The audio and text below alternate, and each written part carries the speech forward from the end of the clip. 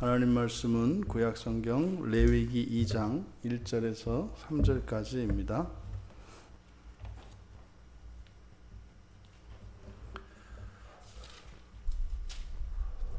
우리 같이 한 목소리로 함께 읽겠습니다.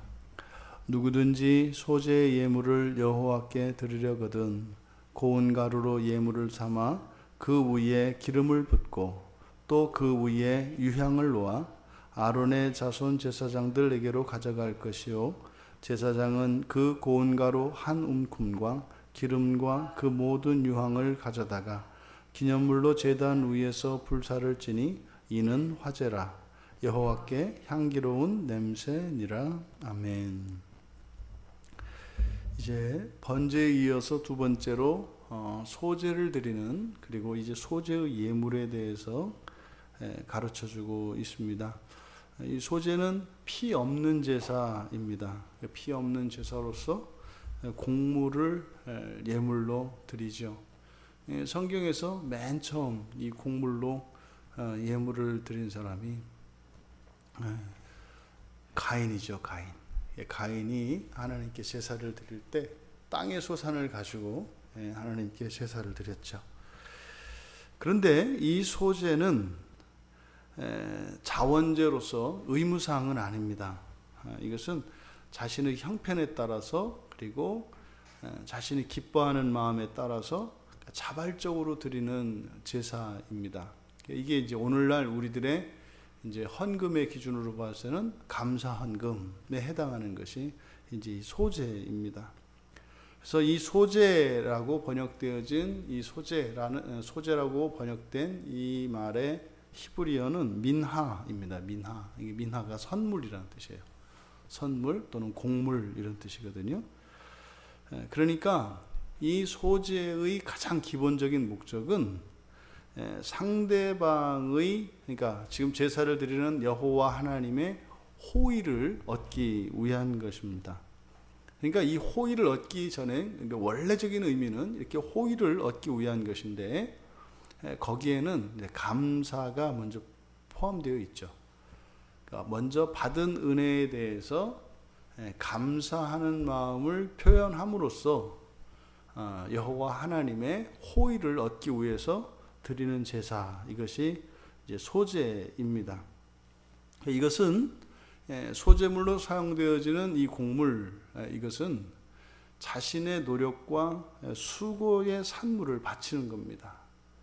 그러니까 우리가 이제 하나님께서 주신 것에 대해서 감사하는 그 마음으로 자원하여 드리는, 그래서 오늘날 우리가 하나님께 드리는 이 헌금 가운데 일부는, 그러니까 특히 이제 11조의 경우에는 의무적으로 드리는 것이죠. 하나님의 소유를 인정하는 것이죠. 그리고 그 이외에 다른 모든 것은 사실상 이 소제의, 제사로 한다면 소제의 성격이 강합니다.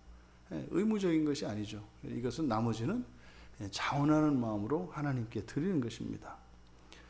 그런데 이 소제가 독자적으로, 이게 소제만 드리는, 독자적으로 드리는 소제가 있고, 또 번제에 부속되어지는 소제가 있습니다. 무슨 말이냐면 번제를 드릴 때 꼭 거기에는 소제가 따라붙어서 이렇게 부속되어진 소제가 있고, 또 번제에 부속된 소제가 아니라 그냥 감사 그 자체로 드리는 소제가 있습니다. 여기서는 독자적인 그 한 제사로서의 소제를 밝히고 있는 거죠. 하지만 이 소제라고 하는 것은 선물의 의미가 있기 때문에 먼저 선물을 드릴 수 있는 관계, 신분과 위치에 있어야 합니다. 그러니까 여호와 하나님 앞에 속죄가 된 이후에라야 사실상 이 선물을 드릴 수가 있는 거죠. 그래서 이 제사에서, 이 제사법을 가지고 가인의 제사와 아벨의 제사의 제물을 놓고 보자면 굳이 이제 믿음에 대해서 이야기를 합니다만, 이 제물로 처음 드려진 그 제사의 제물로 볼 때 먼저 피로 드리는 동물의 제사, 이 속죄를 위한 동물의 피 제사가 있어야 하고 그 이후로라야 사실상 이렇게 곡물로서 감사할 수 있는 제사가 가능한 거구나 라고 하는 것을 이 레위기의 제사법을 통해서 우리가 알 수 있고, 그러면 어쩌면 이것이 바로 가인과 아벨의 제사에서 아벨의 제사는 받으시고 가인의 제사를 받지 않았던 것이 이 제사법에서도 이런 의미가 있겠구나, 우리가 그렇게 이제 그 가인과 아벨의 제사 사건을 또 우리가 좀 더 자세하게 이해할 수 있을 것 같습니다. 그렇다면 이 소제의 절차, 소제의 절차는 먼저 고운 가루로 드립니다. 이제 사실상 뒤에 이제 가루로 드릴 때가 있고 요리가 되어진 것, 이제 뒤에 나오는 것들은 이제 요리가 된 것들에 대한 것인데, 여기는 있는 그대로 곡물을 생으로 드리는 것이죠. 생곡물을 드리는 경우에 그때는 이런 곡물들은 껍질이 다 있기 마련이죠. 근데 그 껍질을 다 갈아서 완전히 가루로, 아주 고운 가루로 만들어서 그것을 하나님께 드릴 수 있습니다. 그리고 이제 그 위에 기름을 붓습니다. 그리고 유향을 놓고 제사장에게로 가져갑니다. 그럼 제사장은 그렇게 소제물로 가져온 그 예물의 일부를 떼어다가 제단 위에 불살라서 마찬가지로 이것을 화제로 향기로운 냄새로 하나님께 올려드립니다. 이때 하나님께 올려드리기 위해서 불에 태우는, 이 제단에 불에 태우는 것은 일부죠. 그래서 이제 한 움큼이라고 표현되어 있는데, 한 움큼 2절의 끝에 기름과 모든 유향 이렇게 되어 있습니다만, 그러니까 드려진 소제물 가운데 일부를 빠짐없이, 가루는 가루대로, 기름은 기름대로, 유향은 유향대로 빠짐없이 일부를 이제 제단에 태우는 겁니다. 그리고 남은 것, 그 남은 것은, 소제물의 남은 것은 아론과 그의 자손들 제사장들의 몫으로 돌아갑니다. 그러니까 이 소제물은 하나님께 드려진 것인데, 그것의 일부만 하나님께 드리고 나머지는 이제 제사장들의 몫으로 돌아갑니다. 그때 하나님께 드리는 것을 이제 기념물이라고 해요. 그리고 그 나머지는 이제 제사장 몫이 되는 겁니다. 그런데 그 제사장의 몫이 되는 그것, 아론과 그의 자손에게 돌려지는 그것의 이유가 지극히 거룩한 것이기 때문이다. 지극히 거룩한 것이기 때문이다. 여기서 이제 지극히 거룩하다, 이건 이제 코데시 카다시, 그러니까 직역하면 거룩한 것 중에 거룩한 것, 또는 뭐 거룩하고 거룩한 것. 그러니까 이 지극히 거룩하다고 하는 이 말은 여호와 하나님의 신성을 나타내는 말이고, 이것은 특별히 하나님께 속한 것들 중에서도 더욱 속한 것. 그래서 이 지극히 거룩한 것은 성소에 있는 이런 성구들과 관계되어 있고, 또 성소 내에서도 지성소에 해당되어지는 것이 지극히 거룩하다라고 하는 표현입니다. 그러면 왜 이게 지극히 거룩한 것이기 때문에 아론과 그의 자손에게 돌려진다고 이야기를 했는가? 이것은 결단코 다른 데 쓰일 수가 없습니다. 이것은 하나님께 드리기 위해서 드려진 것이기 때문에, 다만 바로 거룩하게 구별된 이스라엘 백성들 가운데에서도 특별히 하나님의 소유로 구별된 레위지파, 그 가운데에서도 제사장들에게만 이것이 돌려질 수 있습니다. 그러니까 결단코 이것을 다른 어떤 목적으로 이 용도를 전용할 수 없습니다. 왜 그러냐면 이 지극히 거룩한 것은 지극히 거룩한 것에 접촉을 하면 무엇이든지 거룩하게 됩니다.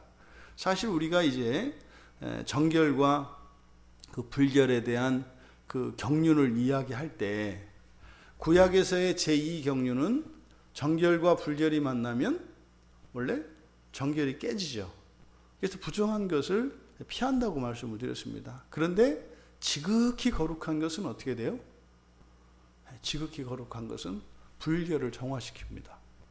그러니까 지극히 거룩한 것은 접촉을 하면 오히려 무엇이든지 거룩한 게 돼요. 그러니까 바로 이 지극히 거룩한, 다시 말해 불결이 닿아도 불결이 정결하게 거룩하게 되어지는 이것은 누구에게서 일어나는 일이에요? 하나님에게서 일어나는 일이에요. 그러니까 예수 그리스도가 하나님이시기 때문에 그리스도의 몸에 접촉만 해도 그 사람은 거룩하게 되기 때문에 그렇게 정화되어지는 것입니다. 그런데 이 거룩하게 된다라고 하는 이것이 신약에서와 구약에서의 의미가 달라요. 아직 계시가 완전히 드러나지 않은 이 구약에서 거룩하게 되어진다라고 하는 것의 기본적인 의미는 하나님의 절대적인 소유를 말합니다. 하나님의 소유로서 다른 것들과 구별되지는 것을 말하는데, 근데 이 거룩함이 사람에게 적용되어질 때는 사실은 그 사람이 완전한 하나님의 것이 되려면 어떻게 될까요? 죽어야 합니다. 그 아간의 범죄로 아간이 죽은 이유가 뭐예요? 거룩한 것에 닿았기 때문에.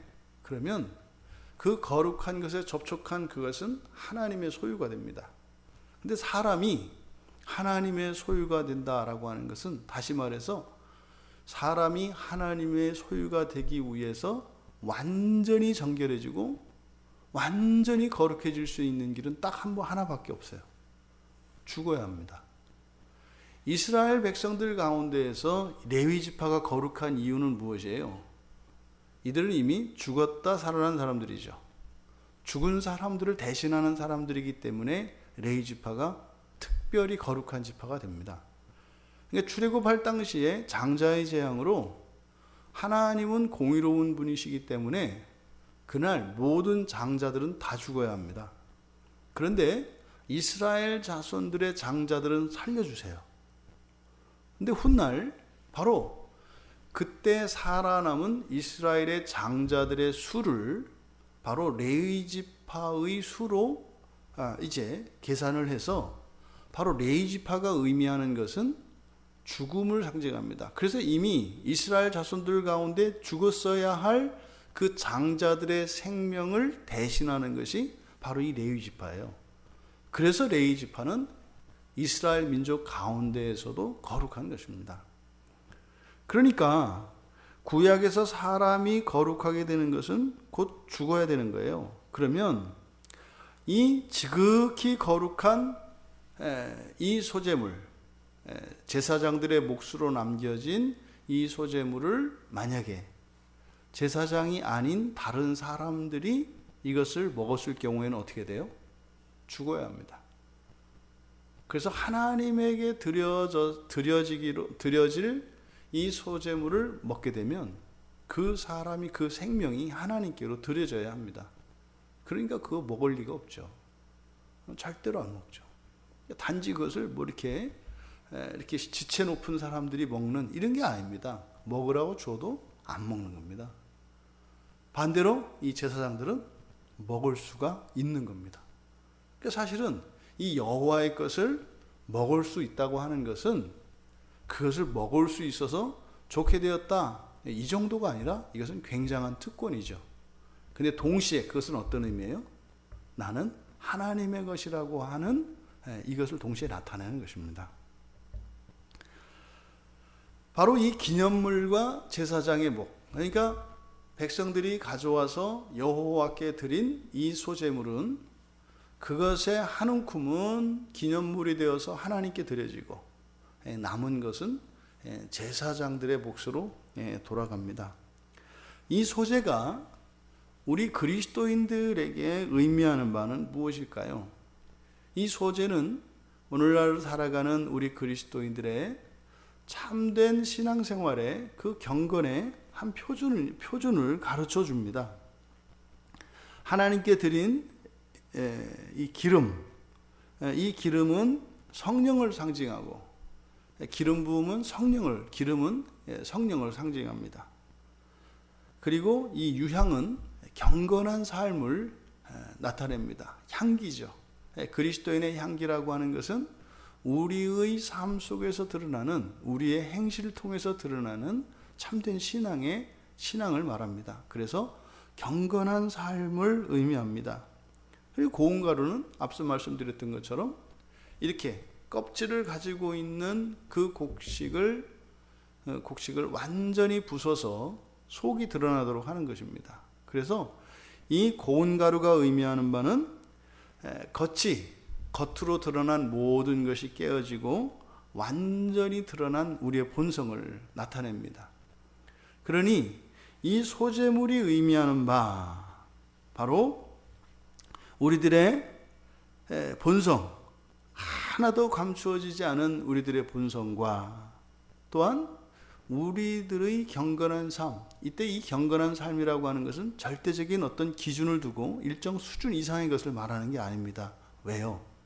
이 소재는 형편에 따라서 자원하여 기쁜 마음으로 드린다고 말씀을 드렸습니다. 그러니까 우리의 신앙의 정도, 수준이라고 하는 것이 사람마다 다르고 시기에 따라 다릅니다.